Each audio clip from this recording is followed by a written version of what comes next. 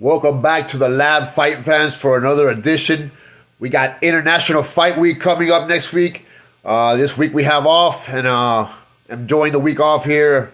Happy Independence Day to everybody. Happy Independence Day weekend to you and your family and your loved ones. Hope everybody's celebrating a nice 4th of July, having the weekend off with their family and friends. But next week is International Fight Week. We got headlined by none else than Conor McGregor versus Max Holloway 2, the long-awaited rematch. Got a lot of fun, exciting fights in this card, top to bottom. It's I wouldn't say it's the best card, but it's nicely stacked. Got a lot of interesting fights coming up here. July 11th, T-Mobile Arena. Can't wait. Let's get started. Starting off the card with the first fight, we got Alessandro Costa versus Cody Custom Made Durden.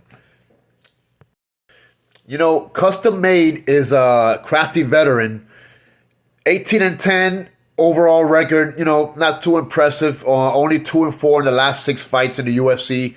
But, you know, he's always dangerous. Ever since he made the move to ATT, he's gotten a little better. You know, he's a veteran. He's been around. He's fought all types of guys. You know, Alessandro, on the other hand, Alessandro Costa is 4-2 in his last 6. So, you know, he's on a different momentum than Cody. You know, he's 3 inches shorter and a much smaller. You know, he doesn't have the advantages that Cody has physically, but you know, his only L's are to like really good opponents. You know, he typically doesn't lose to in mediocre fights. You know, Cody can take him down, but you know, he's a feisty little Brazilian. He has a great gas tank. You know, the last Cody fight was, he did win. He beat Phil, another Brazilian that I thought Cody was gonna lose that fight, but it was a short notice fight and he stunned everybody with that win. But yeah, I don't think he can repeat that versus Costa. I think Costa's on a different level than Phil. He's a little different, Phil, and you know, he has time to prepare for him, so it's not like he's late notice anymore. The best bet here is that this fight does reach. I think it's going to be a multi-round fight. It might reach 1 or 2 rounds. It may go the distance. It may very well go the distance. I don't see this fight ending in round 1. So, best bet is that it reaches round 2. But I'm going to take Costa to win here by late sub. I think it's going to be a back and forth. And, yeah, and Cody's going to try to get him to the ground. And being that this guy's a jiu-jitsu level fighter from Brazil, I think that's a mistake that Cody's going to make, and he's going to end up ultimately paying for it. So give me Costa by late round sub, but I wouldn't be surprised if this fight goes the distance. All right. So next fight, we got Ryan Gandra versus Zachary Reese. Ryan Gandra, the 30-year-old, you know, Brazilian. He's making his 2nd UFC appearance. You know, they call him the problem. You know, 9-1 pro record overall. Straight killer on the regional scene. He only has 1 UFC win. But yeah, this guy's been killing him everywhere else. He doesn't look that physically imposing, but he can crack. Guy has power, and yeah, and Zachary Reese. I used to have a lot of faith and high hopes for this guy, but you know, sometimes he makes some very questionable decisions in fights. I don't know. There's some of his previous fights. Like the last fight against Michel Pereira, he lost a split decision.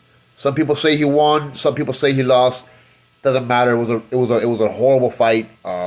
He should have beat the brakes off of Pereira. Pereira has been on a downward slope.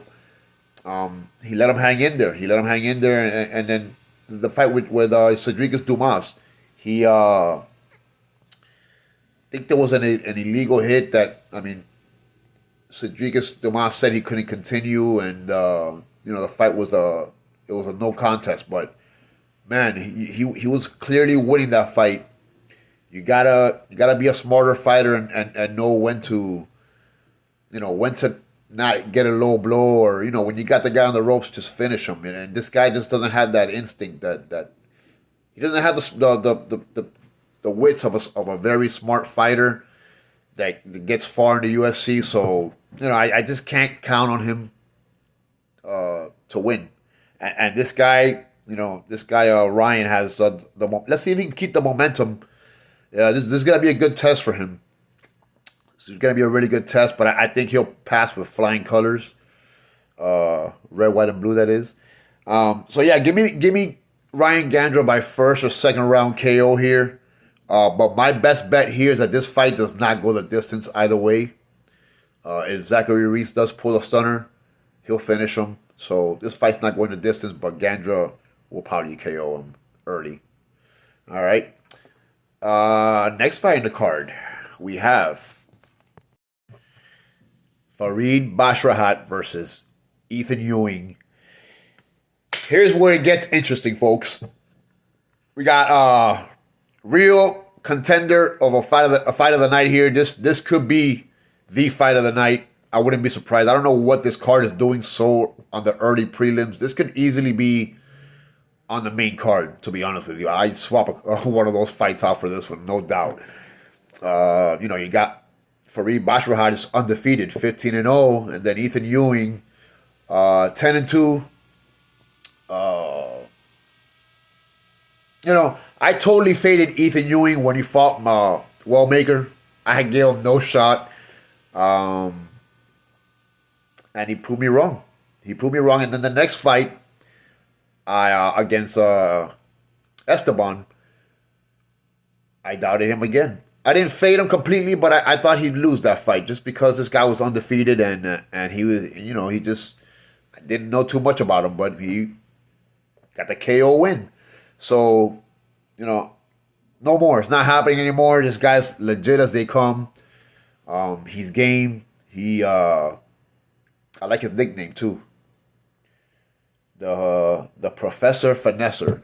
But he's going up against an undefeated guy that trains at American Top Team. So this is not going to be a walk in the park for either guys.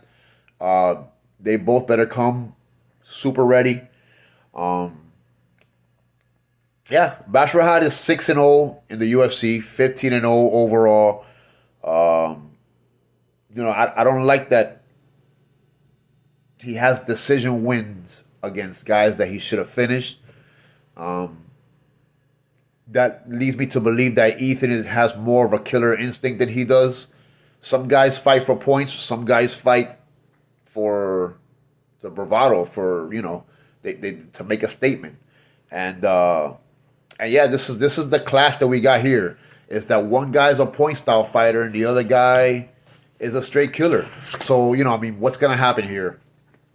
It's gonna be interesting, folks. It's gonna be very interesting. I don't think Ewing will not be able to take him down, but if it doesn't, which is mostly how Farad fights. If he does take, I don't think Farad will be able to take Ewing down, but if he does, he's not gonna be able to hold him, which is how he how he usually fights. He's a point style fighter.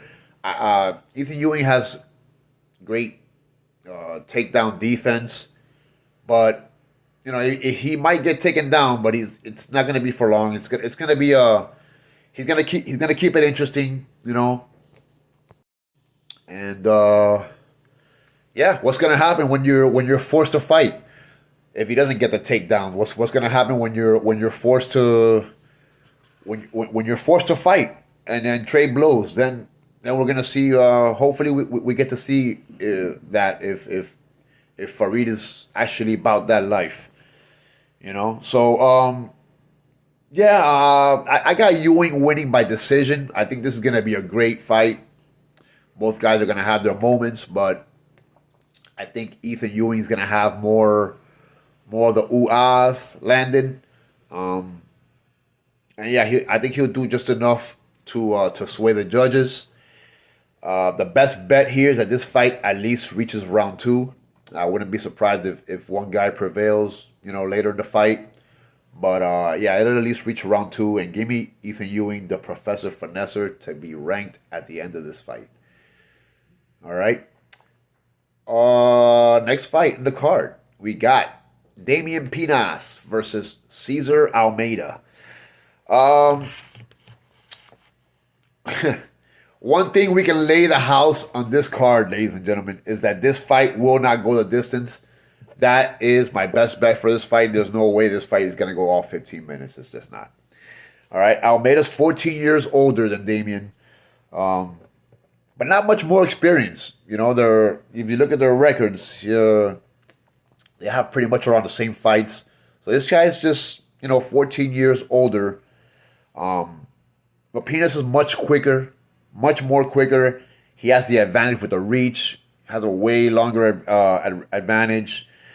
And he's a more explosive fighter, I'm not going to waste time here, folks. I'm not going to waste any time. And neither will Damian Pinas. It's going to be an early TKO. I'd be surprised if it gets to the second round. Give me Damian Pinas by first round KO. And yeah, next we got, to end the early prelims, finally, we have a female fight. Feels like a month we haven't had a female fight. Are the ladies on strike here? Or what's going on with the UFC and the ladies? We haven't seen a woman fight in, it's probably been a month. It's going to be a month by the time Saturday rolls around that we've seen the last woman fight. Just about. But yeah, this is the only female fight on the card, I believe.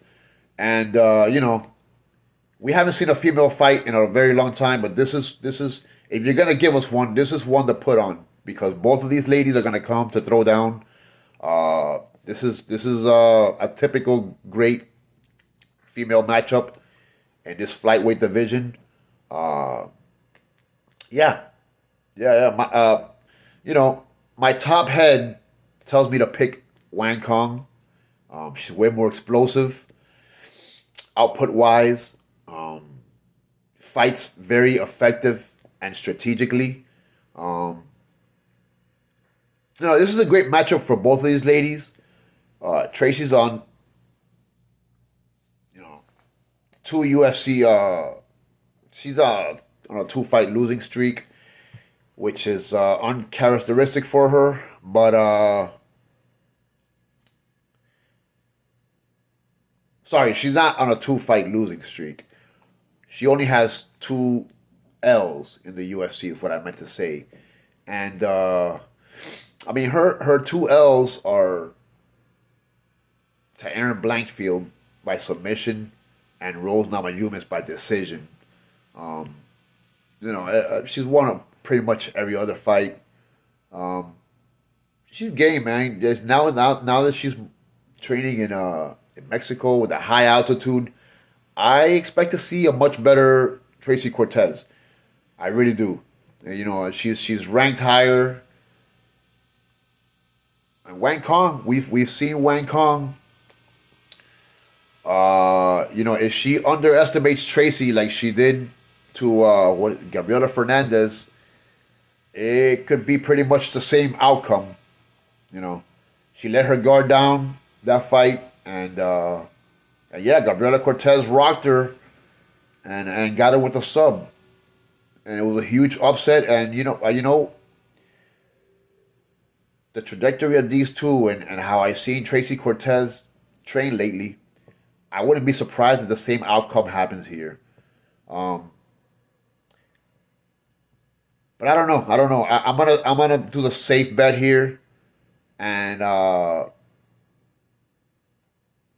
the best bet here is that this fight does reach round 2, because I think it's gonna be a long fight. Tracy Cortez very rarely gets finished, and but she very rarely finishes either. So we got a good 15-minute war here between these two ladies. I'm gonna take Tracy Cortez to win by decision, but it's gonna be close. It's gonna be close. at least a round or two. Maybe one round she might win clearly the last round, I'm expecting. But yeah, give me Tracy Cortez by decision. I'm gonna go with my heart pick instead of my head. And yeah, the best bet is that it reaches round two because I'm picking her to win by decision. All right. So to begin the prelims, we got Luke Riley and Kai Kamaka the third. You know, to begin with this prelim, I'm not gonna waste time here, folks. This is a joke. This guy Riley is really, really good. Not because he trains with Patty, but I just from what I've seen from both guys, I don't know what they're doing here. Yeah, this is, Luke Riley's a minus 320 right now. I expect that to go way up by Saturday. Yeah, give me Riley early KO for sure. And if Kai Kamaka does survive, just in case he does put up a fight and it's a good little war, my best bet here is Luke Riley on the money line. And I just don't see any way Kai Kamaka wins this fight. But I don't expect it to go past the first round at all. So there you go. Next fight, Cody Garbrandt versus Adrian Yanez. All right. Oh boy, we got here's a bantamweight fight here between two veterans that desperately need a win. Yanez is in a funk right now. He hasn't won a fight in over 2 years. And Cody 3-3 in his last 6. Which fighter has the heart and the will to get their hand raised Saturday night? That is the question. I'd like to see Cody use his wrestling more in this fight. I think that would really, really help him out here. Especially because Yanez is such a good boxer. Well, I mean, they're both good boxers, but I think Cody Garbrandt has a clear advantage in wrestling, and I would like to see him use it. He doesn't often at all, as much as he should. He also has a big disadvantage in the reach department, so that's another reason I don't want to see him standing and trading with Adrian. Yeah, man, score some takedowns here, Cody. See what happens. If he does, the sub is live on Cody. So, but I expect Cody to come in. Adrian Yanez is not really the type of fighter that finishes Cody. I think these guys are gonna have a nice little war. I don't like that Cody is such an underdog here. I mean, yeah, he's been through a lot of wars and stuff, man. But I don't know, man. Team Alpha Male.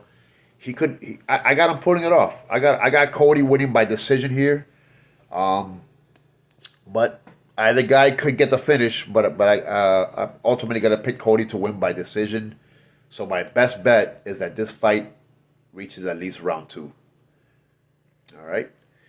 Next fight, we got the UFC debut of Mr. Gable Stevenson versus Alicia Ellison. Alicia Ellison, man, he's officially the sacrificial lamb of the UFC.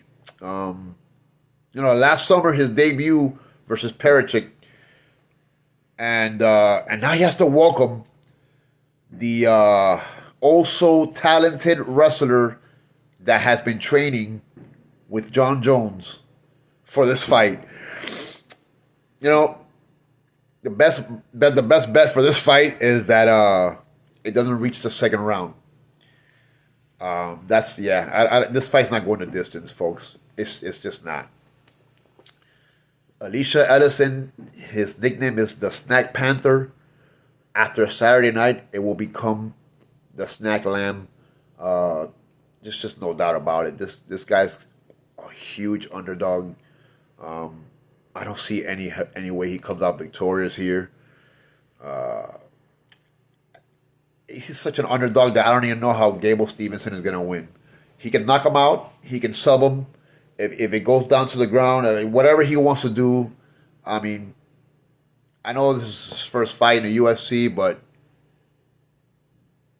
couldn't have gave him a little better opponent. I mean, the guy's Guy's a really good contender. I mean, he's super talented wrestling. We've seen him.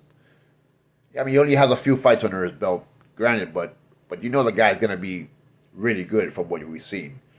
But you know, it is what it is. So, however he wants to get the finish, it's fine. I'm gonna say KO because that's what he's been doing on the regional scene. So let's go with a first round KO quickly. Let's get it done. Next, to round off the prelims, we got Robert Whittaker making his light heavyweight debut versus Nikita Krylov. The Reaper, first time at 205 after a 2-3 skid at the middleweight division. Tough debut here versus Nikita Krylov. You know, he's giving up 3 inches in height and 4 inches in reach. You know, Nikita Krylov isn't the best, but he's always a dangerous fighter. His karate style, you know, he holds a lot of power. The guy's a powerful guy. You know, that karate style. He reminds me of what's that Brazilian guy, Machida. Lyoto Machida kind of fights like him a little bit. You know, he's very powerful. Doesn't look like it, but he is. You know, the problem is what scares me is that he's been KO'd by guys like Dominic Reyes and Bogdan Goskov. So, you know, if guys like this can get it done, there's no doubt in my mind that Bobby Knuckles can definitely get the W here. But nonetheless, it's not going to be easy. This is an interesting debut for him at this division. Nikita Krylov is ranked 12, so you know if he gets a win here, good for him. He's going to be ranked.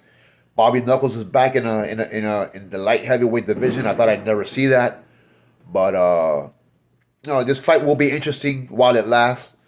I don't know how long it's going to last. I definitely don't think it's going to last too long. So the best bet here is that it does not go the distance.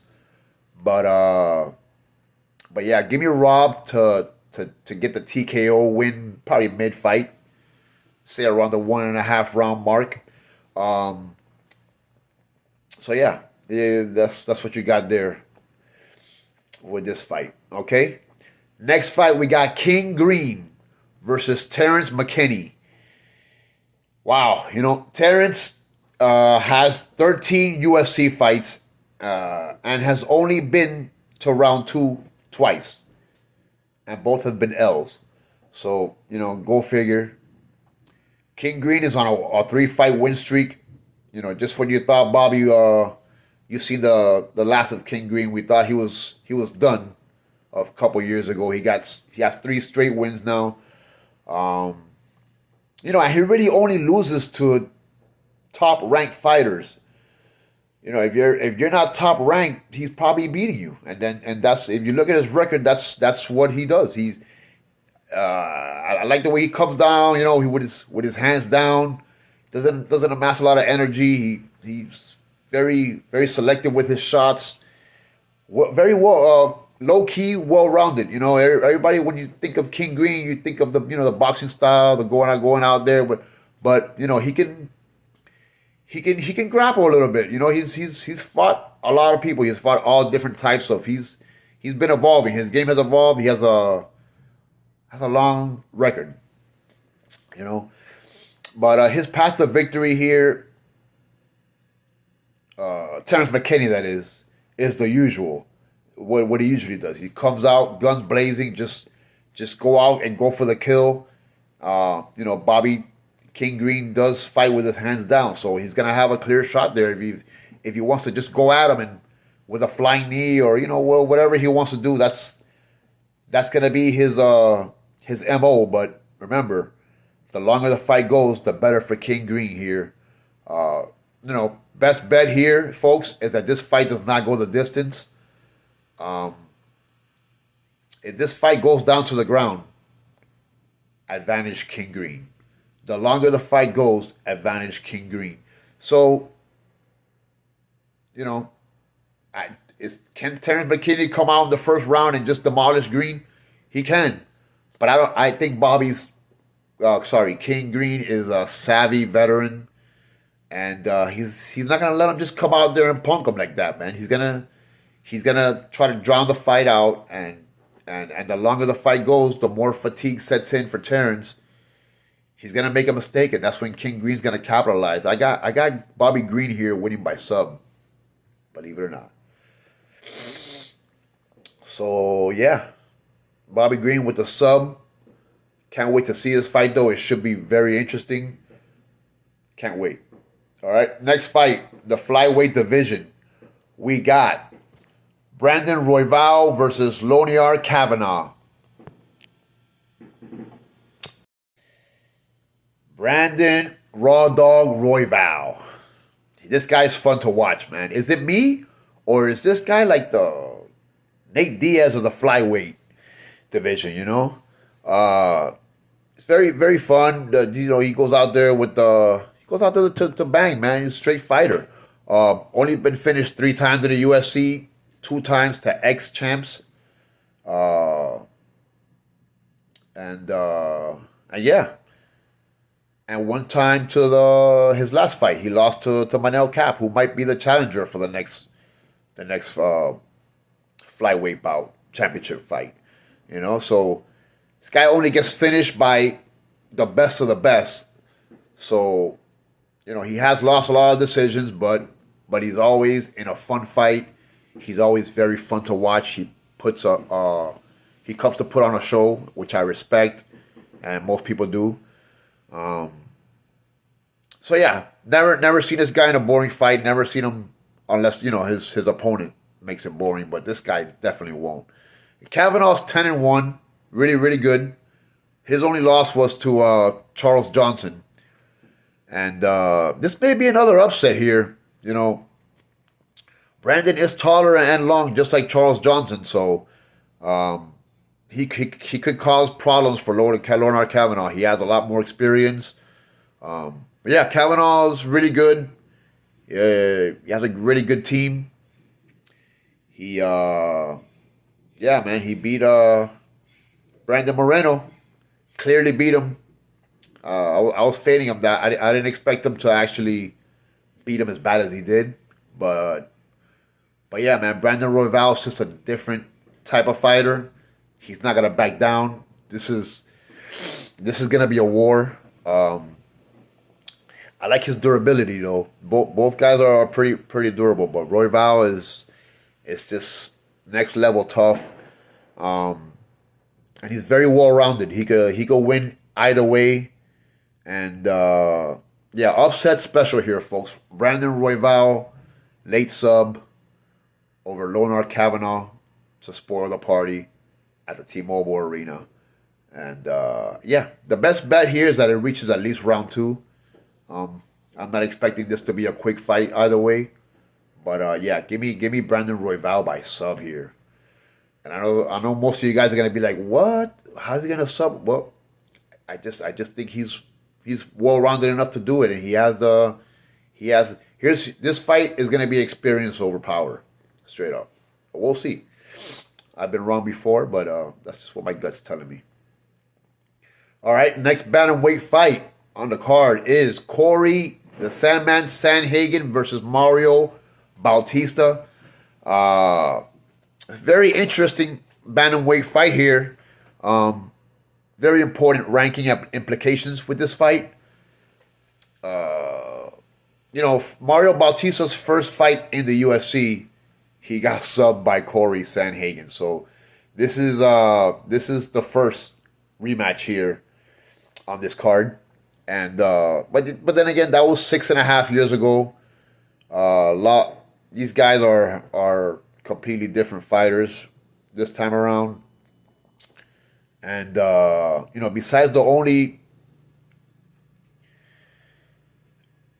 the 2 L's on Mario Bautista's record, he does have a 8-fight win streak there, which just got broken up last year. But before that, he had won 8 straight. Probably not the most impressive way. Some people don't like his style of fighting. But yeah, I mean, he does have the type of formula to beat Corey.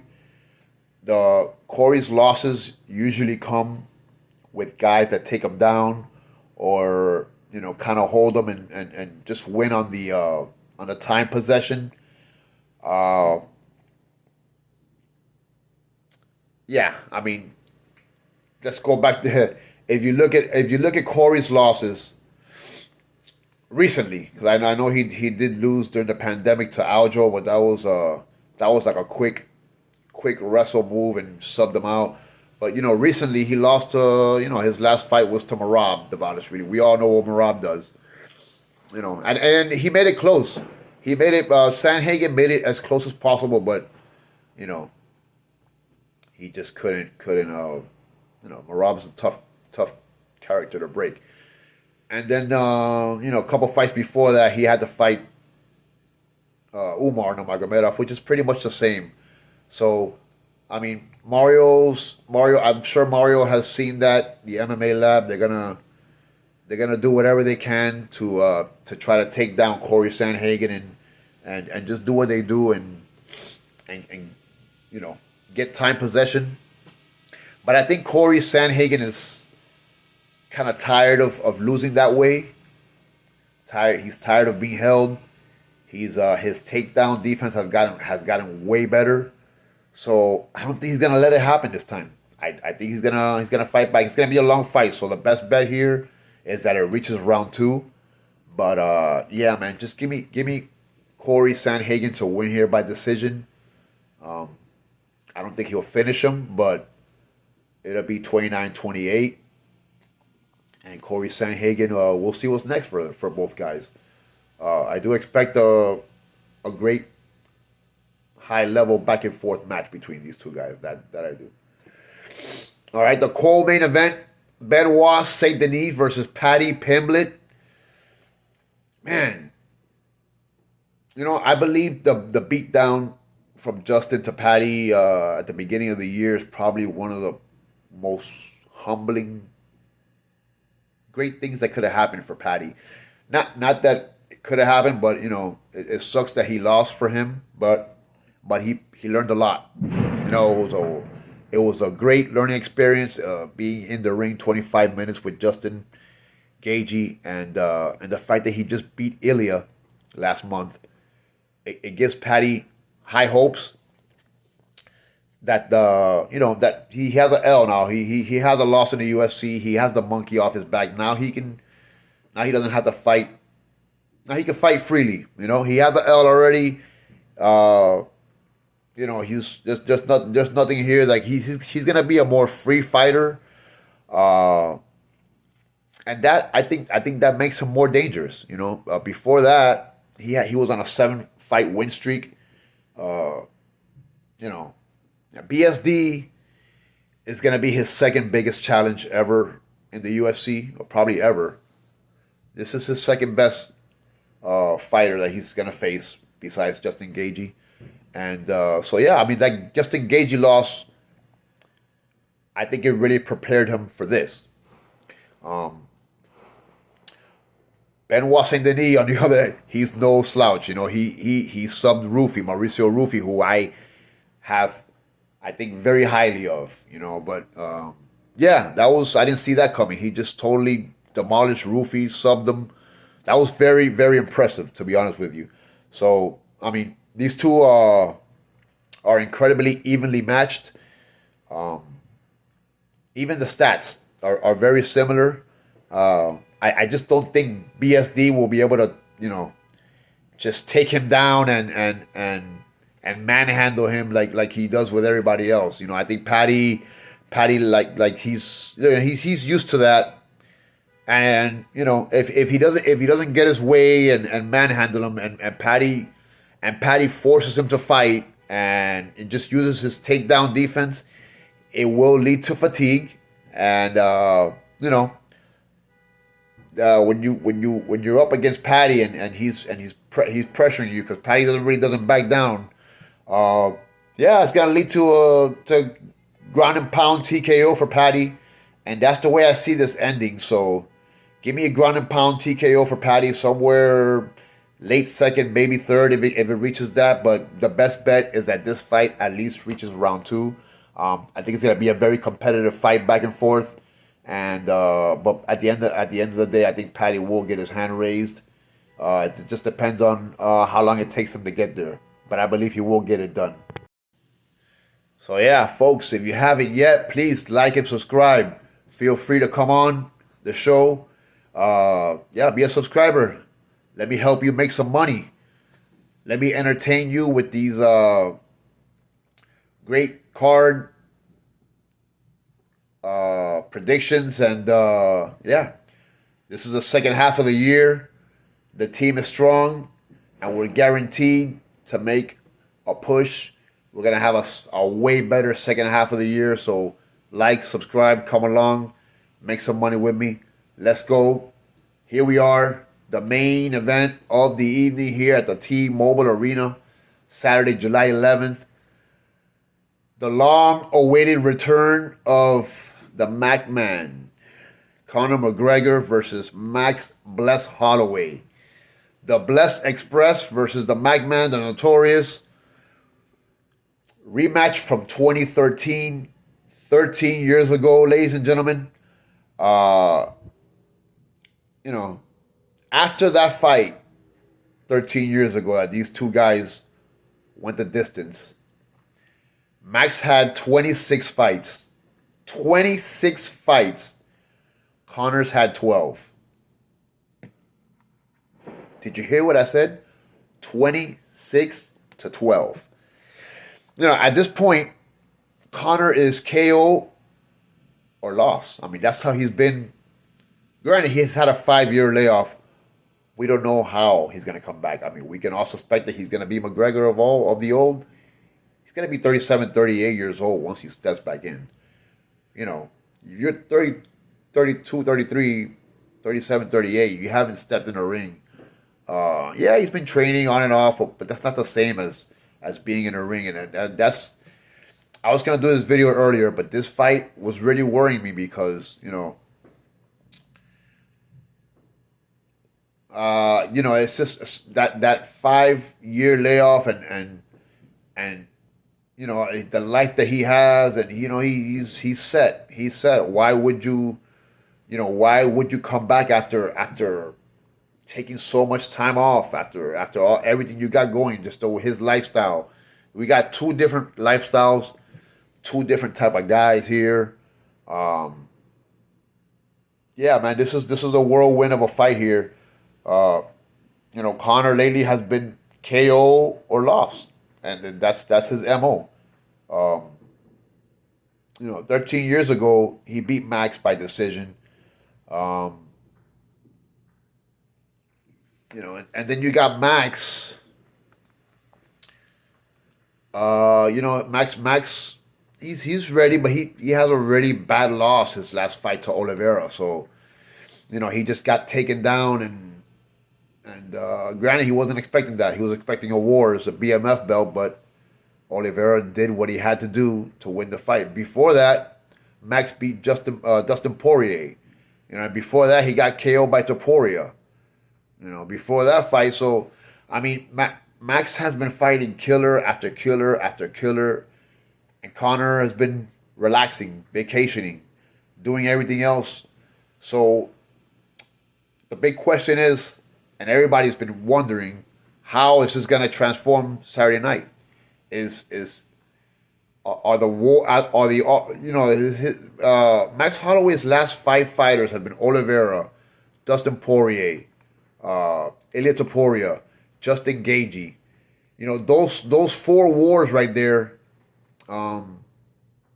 they take a toll on you, man. They take a toll on you. They really do. But they also make him a better fighter. You know, so I mean, it's a blessing in disguise. It's how, and he's still a young man. Max is still young. Not that he's old, but he has a lot of wear and tear. And you know, and McGregor doesn't. And how is that gonna translate to Saturday night? Is the big question. I had Max Holloway winning this fight, but then I thought to myself, South.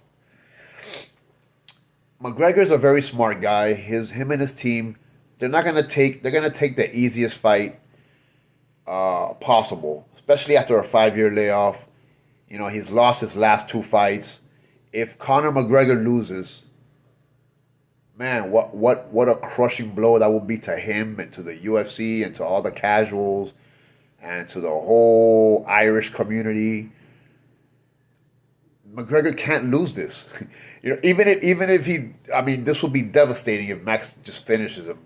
That would just be, you know, he'll have an excuse of the ring rust, but it would just be devastating to the egos of the McGregor lovers. But you know, yeah, I don't see that happening. I think they're gonna formulate a plan, and he might even he's gonna incorporate a lot of you know, McGregor has a big time reach advantage, and the guy that Max Holloway could never beat. Sorry, Alexander Volkanovski. It's kind of built like Conor in a way. He's just a little shorter, but very, very long arms, probably the same reach. You know, so Conor, I'm sure Conor's watched a lot of tape, and he's probably seen that he's gonna be, you know, he's gonna tag him in and out. He's gonna be move around. But my worry is that what's gonna happen if he doesn't get to him and finish him early, and the fight goes on to the third and the fourth round, the later rounds. Then how's his cardio? Then what happens? Because we all know Max has a great gas tank, so he's probably not gonna get too tired, you know, unless McGregor can incorporate some takedowns if it does reach the later rounds. This is gonna be very interesting, folks.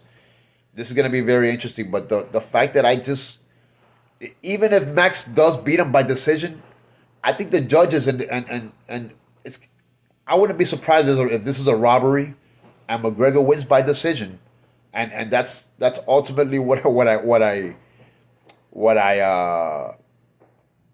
picked here. I think it's gonna be a very interesting fight with both guys. It's gonna be a war. Both guys will definitely have their moments. McGregor's gonna definitely come to put on a show. I think he misses being the spotlight. But yeah, it's gonna be hard to see him, you know, lose to Max officially. I think Max probably will win. I think it's gonna be a great fight, but you know, sports can be corrupt sometimes, folks, and then these judges as well. So yeah, I wouldn't be surprised I will be surprised if McGregor does finish Max, though. That would be sick. That we have to hear him. But yeah, give me McGregor to win here by decision. Give me Max to win, but McGregor to win. You know what I'm saying? Max is really gonna win, but they're gonna give it to McGregor, and that's gonna be the outcome. So best bet here is that this fight does reach at least round 2. I don't think this guy's gonna come in here and just put on a show and just finish him in the first round. Definitely don't see that happening with both guys. So yeah, it's just gonna be interesting to see how they approach this fight. You know, I think McGregor's gonna be doing his in and outs. You know, maybe kicks, maybe rough up his lead leg real good, make him switch stands and just make it really uncomfortable for him. But yeah, nonetheless, all eyes will be on this. It will be interesting, and we'll see what happens, folks. All right, like and subscribe, please, and I'll catch you next week. Take care, guys. Have a great one.